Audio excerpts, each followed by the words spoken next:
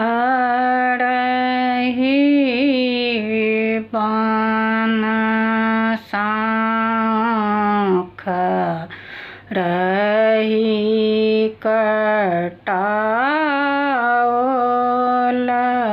वृंदा बन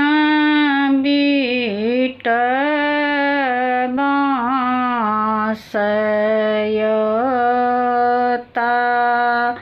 ही बाँस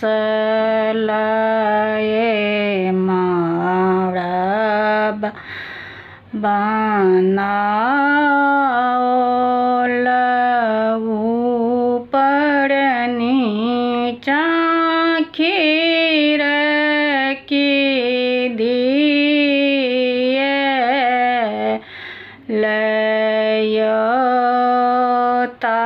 लयोताही चरी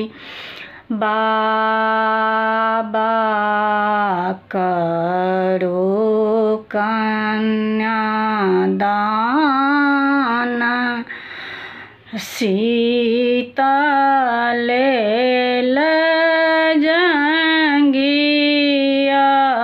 बैसाइयो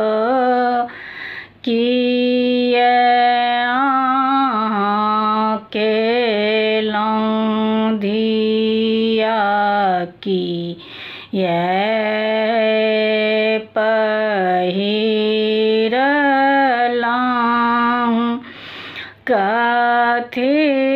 लये भयलां बीरानय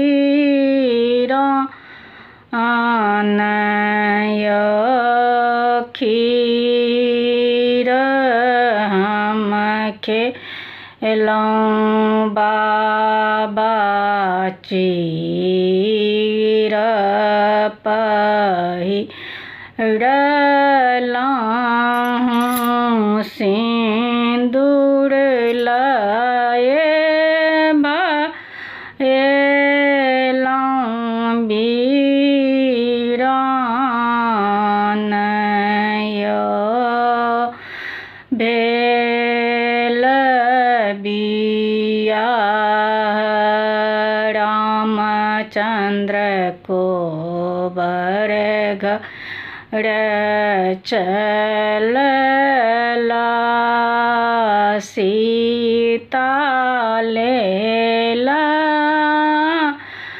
गुली धराई।